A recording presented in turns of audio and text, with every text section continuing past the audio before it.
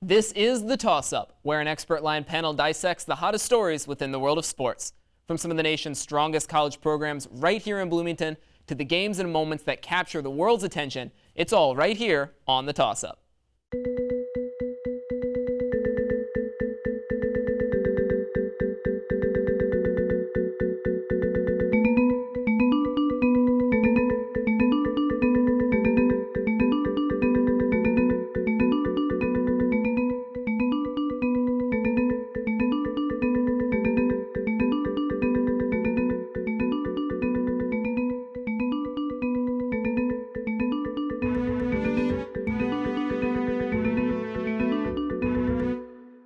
Baseball season is finally upon us. Sure, pitchers and catchers have reported to spring training, but that's not what's important right now. We're here to talk collegiate baseball. The reigning Big Ten champion Indiana Hoosiers are looking to defend their title, but they'll have a tough road ahead of them. IU lost a huge chunk of talent to the Major League Draft last summer, including the entire starting rotation. But with any new season brings countless opportunities for new stars to step up. So hello everybody and welcome to The Toss-Up. I'm joined here by Caleb Kaufman, Maya Engel, and Matt Cohen, my wonderful baseball panel. And this past weekend, it marked the first series of the season, and Indiana went down to Baton Rouge, faced off against number 11 ranked LSU. So Caleb, what can we take out of that series? Small sample size, but what do we know? I really took away that the team improved every game. First game was kind of rough all around, in my opinion. They only got 3 hits. Tommy Summer, he looked good at times, but also had parts where he hung 2 changeups and they got taken out of the park. But every game, pitching got better, especially Braden Tucker at the end of the weekend. And then hitting continued to get better. Second game, they got a lot on base, couldn't get runs. Third game, everything came together where they got the win. This is a very loaded question because... Of course. Right. That's what I'm here for. So I'm going to try to keep this short, but I like this question because when you talk to players and coaches before the season, they'll tell you their goals, their expectations, what they hope to happen. But until you actually see them play, it's all just kind of up in the air. So actually seeing them out in the field, playing, kind of put everything in perspective a bit. So I would say there was a lot of takeaways, but some positive, some negative. I would say the biggest positive takeaway, going off what you said, Caleb, is this Hoosier team can bounce back. After going down the first 2 games, like you said, only 3 hits in the first game. That's tough, especially for a lot of the new guys. It's a young team, so to start your very first game with not a win and only 3 hits, it's so easy to hang your head and say, man, this is not going to be a good season. We're not going to be good, but they did not do that. They bounced back. They hit 10 hits the second game, finally got that win in the third game. So that just shows you how this team keeps fighting, never gives up, keeps their chin up high. On the negative side, one takeaway that I found is their defense still has a lot of work to do. There was too many errors, too many walks. One overthrow. Yes, exactly. That was bad. That was pretty bad, exactly. So, Coach Mercer said if you look at the innings where LSU scored 2 or 3 runs, there was almost always either an error or a walk involved in those runs.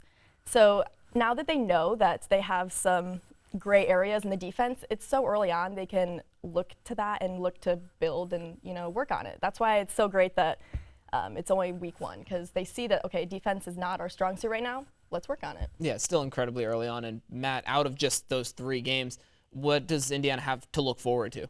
Well, I think a lot of times early on in the season, for most sports, you think the first few games really doesn't mean much. They're kind of feeling it out, seeing what they have as a team. But when you're playing LSU, you don't have that real. It actually provides you a really great look at what you have because LSU's good. LSU's probably not going to look what it is right now come May in an NCAA tournament. They're going to be probably better than what they are right now, and they're already really, really good. So to be able to compete with LSU, I think is a great sign for this team going forward. You have a lot to look forward to because you see that this team truly can produce on offense, even with what it lost on offense. And the starting pitching, I thought it was fine overall. I think fine seems like a very democratic way to diplomatic that might be a little nice. Yeah, that's a nice way to put it. Yeah, I thought generally it was pretty good. But obviously these are 3 guys that have, a combined number of weekend starts you can count on one hand, and they're all Tommy Summer. So in some respect, they are going to get better. Justin Parker's a great pitching coach. I'm probably gonna talk more about him later on this show. At least I plan to. But they will definitely get consistently better over the course of the season because they have the coaching staff that's going to allow them to be them, and they're so young. to be able to compete at LSU at that age of this team with this lack of experience they have right now, I think is a huge deal. Says a lot about the team. And also one quick thing, in that first game where they got shut down a lot offensively, there was a huge headwind coming in from the outfield, and they're going against a very good pitcher in Cole Henry, who is probably a end of day one draft guy at the end of the season. A lot are projecting Somewhere around there, yeah. day one, early day two. So they're playing very high competition and got good hits. Mercer mentioned Richardson hit one deep, and any other day it goes out of the park and it falls short of the track because of the headwinds. So there's things you can look at where, it didn't look good in the game, but over a course of a season, those things you're looking for as well. Yeah, and Grant Richardson ended up homering later on in the series, so a lot of power there. But Maya, these two guys talked about the hitting they're losing, the pitching they're losing. What do you think is going to be one of the biggest things that IU is losing this year and needs to replace?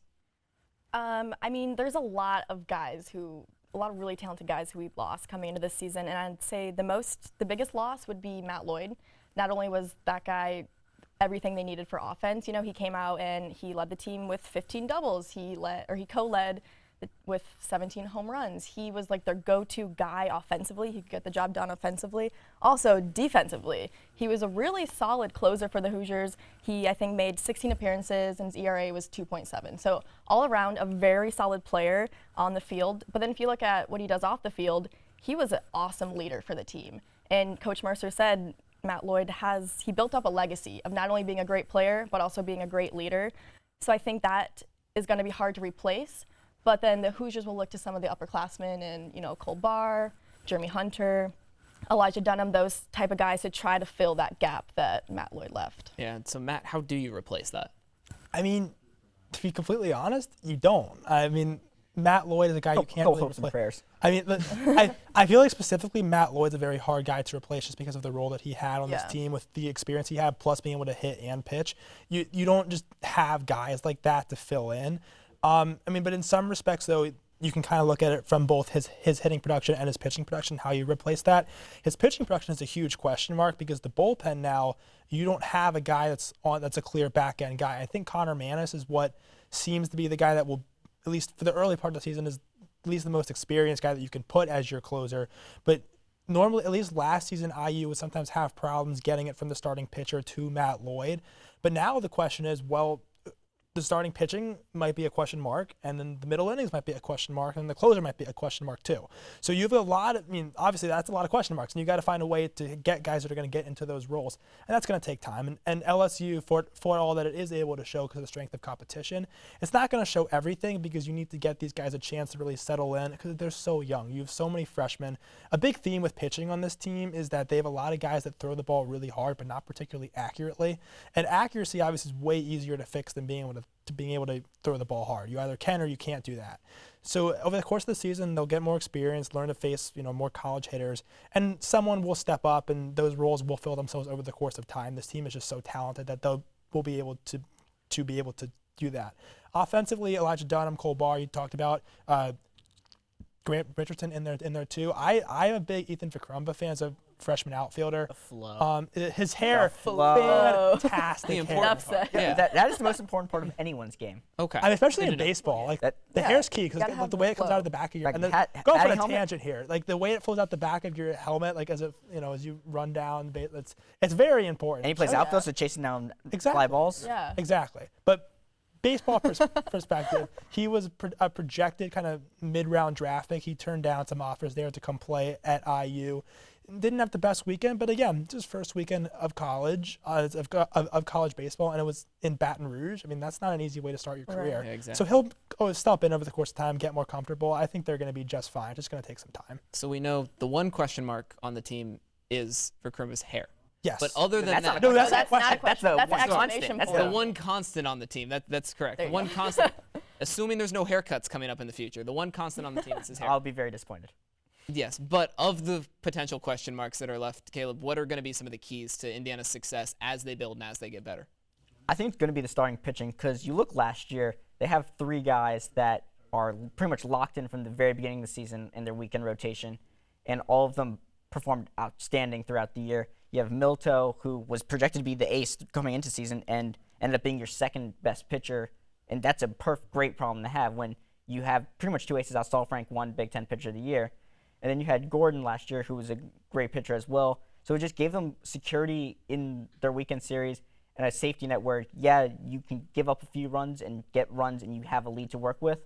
This year, you have Gabe Bierman and Tommy Summer. Those are two most experienced guys, but those are kind of still really big question marks. And then even though Braden Tucker looked really well on his first game, it's a iffy thing how often that he can carry that forward with that's his only first start ever in college.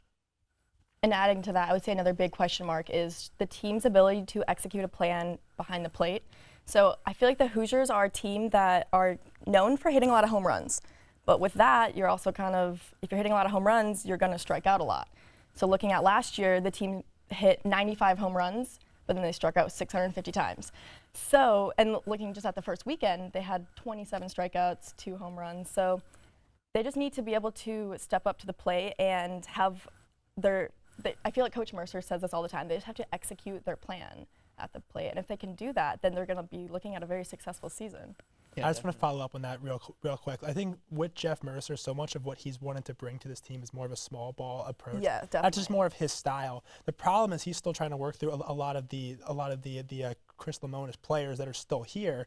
That Chris Lemonis would go for the long ball every time, and with those home runs, as you said, comes a lot of strikeouts. And IU was, I think, led the nation in strikeouts last season. Well, at least if they weren't number one, they were really close. Yeah. 650 is a lot. Like that's hurt them so dramatically, especially against the top pitchers, because when you get these top guys that you're not going to hit home runs off of, the offense is shut down entirely. So you get, that is a huge thing for this team. Is I think it's what Jeff Mercer is working on, is getting these guys to be more focused at the plate on, taking doubles and not home runs, and taking singles and stealing bases, which is just a more Jeff Mercer style of team. And I'll mention that Jeff was very happy with, even though he has those guys that are more used to hitting home run ball hitters, he was very happy with, he could get them playing pseudo small ball, where he was very happy with the sac flies that were coming in the third game of the weekend and how they were able to execute that way. That's not what you typically think when you think small ball. You think bunts, steals, and all of that stuff. When you have a home run hitting team, you sometimes got to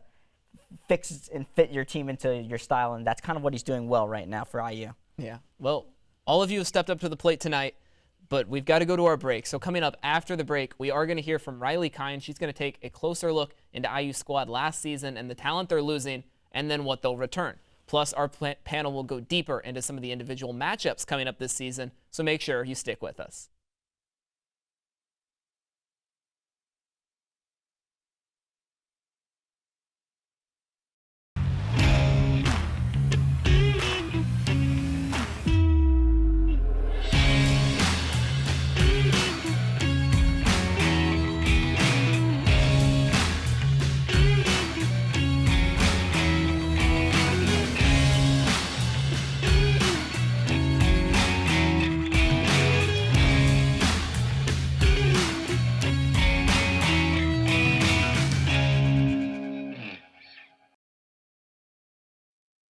Welcome back to the Toss-Up. I'm Riley Kine. While you guys are discussing this season and the team overall, let's flash back quickly to the season last year. Hoosier baseball smashed 2 major school records last season. A record high 10 players were selected to the 2019 MLB draft, which placed them at first in the Big Ten and 4th nationally. Now add that to the 94 all-time draft picks, and 104 Hoosiers have now been selected in the MLB draft. But that wasn't the only record the team crushed. They also topped the record for most home runs in a season with 95. 10 more than the record at the time, which was 85. So they absolutely knocked that one out of the park. Coach Jeff Mercer was named Big Ten Coach of the Year, and his team set 2 new program records.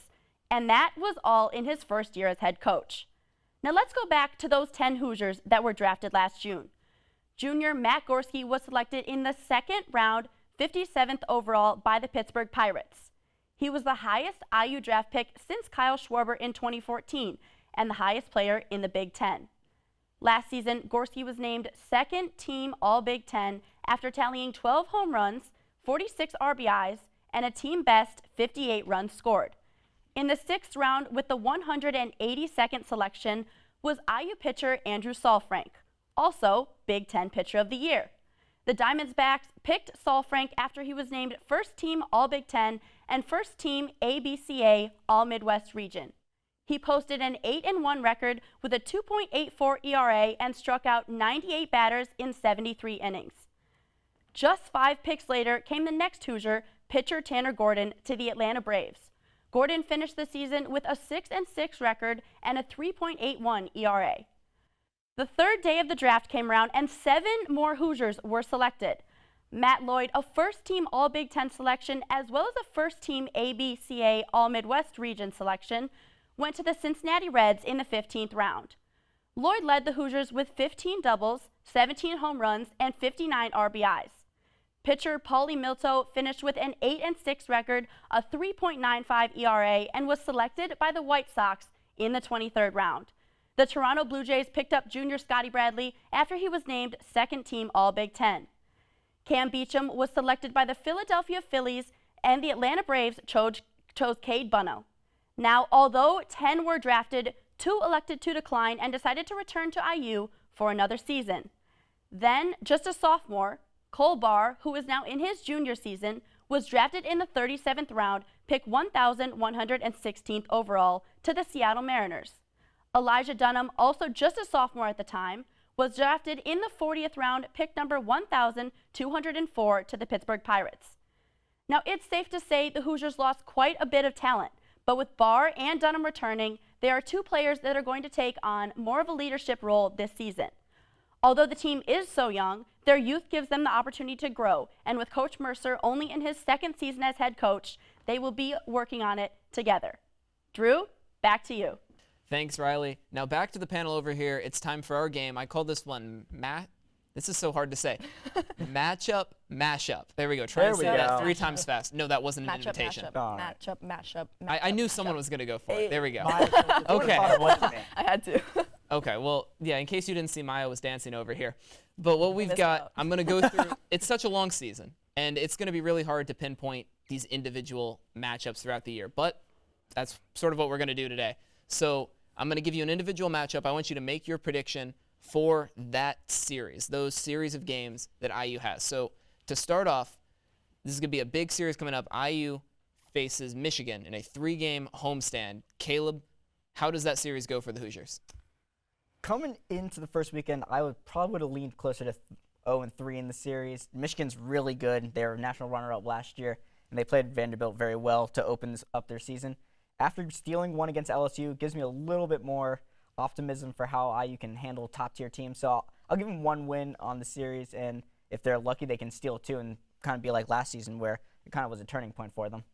Maya, what do you have for the Michigan series? I agree with you completely. I was going to say the exact same thing. Before the LSU game, I would say 0-3, but that did give me some confidence. If they can beat one ranked opponent, I think they can beat another. I mean, Michigan is ranked #1 right now and for the first time in their entire program. So, and like you said, they did just come off of a win against Vanderbilt, who they lost to in the College World Series last year. So this Michigan team, just based on that, what I just said, they're already looking better from last year. So yes, we beat them last year to, win the Big Ten title, but man, it's going to be tough. And like you said, it's not until May, so a lot can happen between now and then. But as of right now, I do think IU can get at least 1 win.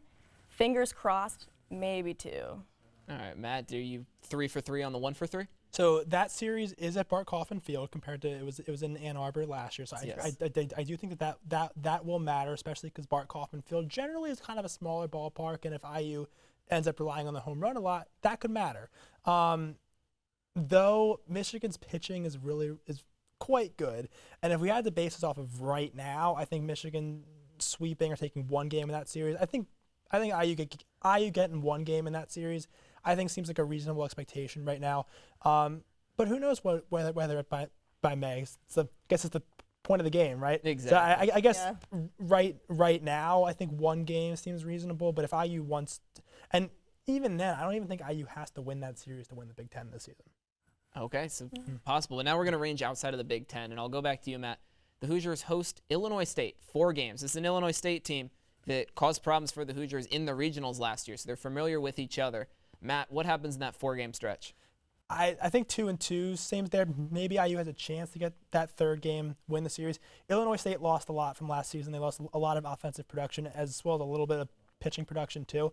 But that's a really, really well-coached team up there. It's still a solid team this season. I don't think they're going to be as good as they were last year where they got to the regional championship game. But a solid team. I think definitely will give. I mean, in a 4-game series, it's definitely hard because you're going to have a bullpen game thrown in there, and given that IU's bullpen, who knows where that's at right now. I think splitting the series, I think IU may be the better roster, but I think they seem on paper somewhat evenly matched. Maya, what do you think? I would say Indiana can come out with 3 wins. And it's going to be interesting to see how this Illinois State team plays on the road, because last season I believe they were 19-17 on the road. So like not great, not horrible, I guess you could say, but their first, I don't even know how many games. I want to say it's 6 weeks, they're all away. So they don't play a home game until the middle of March. So between those 6 weeks, that's really going to show you how good this team can play on the road, because the Hoosiers are a team that they're really good at home. So I guess it really depends on like the next 6 weeks how well they do on the road, but I would. hold you to an answer. What's your answer? I know I keep going back and forth. I'm gonna say IU can win 3 games. IU They'll win the takes series. Yeah. 3 out of 4. Caleb, same thing, or are you going different? I'm copying Maya here. I think they get to the 3, and them playing so many games on the road, yes, that gives Illinois State a lot of experience, and coming into Bar Kaufman will help them, but also playing on the road that often, it does wear you down. And a lot of travel. It's a lot of travel. It's just a lot of wear and tear on the mind as well. You're not at your home stadium. You're not, like, lack of a better term, you're not in your own bed. But, and as Matt said, they lost a lot of talent. IU also did, and the pitching is the key here. If IU can get 2 early wins in the series, that's where I think they can get the 3 and try to win a bullpen game. But if they lose early in the series, that's where it becomes iffy, and they probably start looking closer towards a split. So I'll lock it in at 3-1 since I know you'll hold me to an answer later on. Okay, there we go. So now, one more round of this. We're going to the Ohio State matchup. Now, that's a big one because Indiana and Ohio State projected to finish pretty close to each other in the Big Ten. Those 3 games are in Bart Kaufman Field once again. Caleb, what do you got? How many wins or losses does Indiana end up with against Ohio State? I'm giving them 2-1 against Ohio State. I know a lot of preseason standings had Ohio State 1 spot ahead of IU going into the season, but playing at Bart Kaufman, and that probably is the game that will define where IU finishes in the Big Ten. I feel like they'll be ready to go. They'll be revved up for it. And honestly, with Bart Kaufman playing smaller, you get the long ball going a little easier, and they get the 2 wins. All right, Maya, where are you at? I'm going to say ditto on that. I think IU can get the 2 wins. The one thing holding me back from, because honestly, at first I was like, oh, they're going to sweep Ohio State. I believe in them. I'm very optimistic also, and I like to Get that one crazy sweep in the season. Yeah, you never know. Like, I think that could be the turning point for them. But one thing to look at in the Ohio State roster is they have a potential Big Ten Player of the Year in Dylan Dingler. So it's going to be tough to try to beat this Ohio State team who they are kind of ranked right now right above Indiana. People are thinking that Michigan and Ohio State, maybe Minnesota, a little better than Indiana. But I think IU can come out with the series win. Okay, Matt, are you sticking consistent? I'm going to be pretty similar to what they said. Ohio State at the end of last season got really hot to close out the Big Ten tournament, which they won the Big Ten tournament. They would not have made the NCAA tournament if they didn't win the Big Ten. So they just got really hot at the end of the season, and people have high expectations of them off of that. And those are fair expectations. They're a very solid team. I believe that's IU's first Big Ten series. It is. I think yes. Whereas I was saying with the Michigan series, they don't have to win that to win the Big Ten, and I know we have later questions on this. They got to win the Ohio State series if they want to win the Big Ten, because that's a team IU's, again, I think similar on paper with terms of a talent level. It just relies on where the pitching's going to be. And if the pitching can take that step and be ready to go for Big Ten play, because that is the opener, I think they should be able to win that series because it's at Bart Kaufman Field. Yeah. But Ohio State's got really good pitching too, so I can see that swinging either way. It'll probably be 2-1, whichever team wins it. I don't see a sweep either way. I think Indiana's the better roster, but I don't feel comfortable saying that. Okay. Sound You didn't more sound very sure of confident. yourself. Yeah. Right. Yeah, everyone's a little uneasy on these, but you did set me up perfectly, because now we're going into our quick fire, and the first question off the bat, and we'll go back to you because you're the one that sent it to me, is where does Indiana finish in the Big Ten? I'm giving you 20 seconds to elaborate on 15 seconds to elaborate on this. I'm sorry, it is personal, Matt. Fair. But so give me a number, and then you've got 15 seconds to explain why. I think they'll be third. I think they have definitely like the third or fourth most talented roster, but they have the easiest Big Ten schedule. They avoid a lot of the top teams in the conference besides Michigan. Really, that's kind of it. Easy enough. So third, Maya, where are you at? I agree. I'm going to say third. They are going off of that. They're very lucky they don't play Minnesota this year. Minnesota is a really good Big Ten team. So I think, like I said earlier, I think Michigan and Ohio State above them, but sitting right there at number 3. Number 3, Caleb, are you keeping the same? No, since I said IU will win the Ohio State series, I'll give them the number 2 spot behind Okay. Michigan. As Matt was saying, they play a sense. pretty easy schedule compared to everyone else in the Big Ten, only drawing Michigan once, not having played Minnesota, as Maya said. So it really helps them out. And if they're going to make a run, they got to win those series. And if you're winning Ohio State, you got to finish above them, in my mind. That's Makes true. sense. I didn't think about it like that. That's like common You sense. locked down your answer. We're done. We're done with that. We're Well, moving Ohio on. State has a very tough schedule though, so That's true. That's why they don't have to. That's why, like with Michigan, if you don't necessarily beat Michigan in the series, well, Michigan still has to play Illinois and Minnesota and Ohio State. But their roster and is so Iowa. talented, though, that I feel like they win most of those series. Right, but they're going to take some more losses in there because they play much tougher opponents for the rest of the season. That's true. That- I very gave you fair. 15 seconds. Sorry, You found a I- loophole. yeah. I don't know how you pulled that one off. It's You didn't 15 say- seconds per time we talk, right? You didn't say no. You Okay, did I'm not cutting it say off no now. follow-ups. All right. So Fair. you all surprised me there. So now I'm asking about the next surprise. Who is the biggest surprise? Who or what is the biggest surprise for IU season? Caleb, this one you're starting off. I'm going to say Braden Tucker is going to be the biggest surprise this season. You saw glimpses of it in that first series, as I've talked about, but I was super impressed with his changeup and being able to get LSU batters who are very good and like patient hitters, and especially in their own ballpark. He was out in front of them and got them swinging silly, and that kind of gave me confidence, especially in a first start in a really hard environment in college baseball. So he'll be a surprise lead pitcher, I think, for them by the end of the season. All right, Maya, who's your surprise pick? So last year, I think the biggest surprise was that the team won the Big Ten tournament. I don't think a lot of people expected that, especially with first-year head coach Jeff Mercer. I'm going to go out on a limb and say they're going to do it again this year if they can either win the Michigan series or the Ohio State series. Those are two very important wins, but if they can get one of them, I'm going to say they're going to win the Big Ten title again. Wow. All right, Matt. The biggest player surprise will be Jordan Fucci, if I pronounced that correctly. I think I did. I think- Because he has second best name on the team, in my opinion. That he does. He transferred from Samford, not Stanford, Samford. Yes. But power hitting first baseman. Name not a lot of people know because he didn't get a lot of attention in the preseason as a transfer. But I mean, really, another power hitter is guy who's going to get a lot of RBIs in this lineup. I think he will be a name that will be a key piece in Big Ten play. All right. Now, you can repeat the answer if you want, but it's not a requirement. Who is the IU MVP at the end of the season? Who leads this IU team? All right, I'm going to give you an out-of-the-box answer here. Justin Parker, the pitching coach. Interesting. How is that allowed to Mixing it count? up a bit. What? He's the most valuable person. Okay.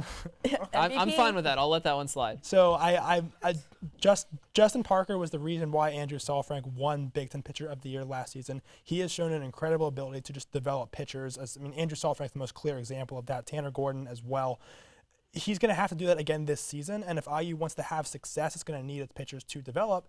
Justin Parker is going to be the guy who facilitates that. So if IU is going to have success, it's on Justin Parker. That's why he's my team MVP. All right. So Matt's just finding loopholes left Yeah. and right. So I guess I'll open it up. Most valuable person. MVP. Maya, who do you have on I'm going to baseball still stick with a player. team? Okay. And just based on the first weekend and also how much this player has developed from his first season to now, I'm going to say Grant Richardson. Obviously, he was 6 Stealing and 12 mine. on the weekend. He had 5 RBIs. This kid was the heart of IU's offense over the weekend. Without him, who knows? It just would not have been a very pretty series. They're getting swept. Yes, we got okay, that line. yeah, They're okay, getting swept that's- without him. Yeah, that's a straightforward way to say it. So I would definitely say Grant Richardson. All right, Caleb, I'm guessing that she took your pick. She took Grant Richardson. That was going to be my pick, but for sake of TV, Okay. I'll say Cole Barr. He was a great standout player for the team last year. He's kind of needs to come into his own defensively a little bit, especially in that first weekend. There's a lot of errors throughout the team. But power hitting guy, he gets a lot of RBIs, and he does have a little bit of speed to run on the base pass. I believe he had 7 stolen bases last season, if I remember correctly. So I think that's a guy that will really lead IU's offense alongside Grant Richardson as well. Yeah, some great picks, great offensive players, and then the And then so that's pitching not coach. playing. Yeah. Gotta be creative, right? I appreciate it. That works, and that will do it for our Formal show. protest. Okay, Caleb is Yeah, formally the protesting to W on end our that show. Is that We enough? followed the rules. I don't think it is, but I can't really Okay. control him. So what I can't control is how our show ends. So that does do it for our show this week. Be sure to continue the discussion on our Twitter page at IUSTV Sports and on Facebook at IUSTV Sports. You can always give any suggestions you have for the show, ask us any questions that you might have. So toss it up, find out if we'll catch it, and we'll see you next time.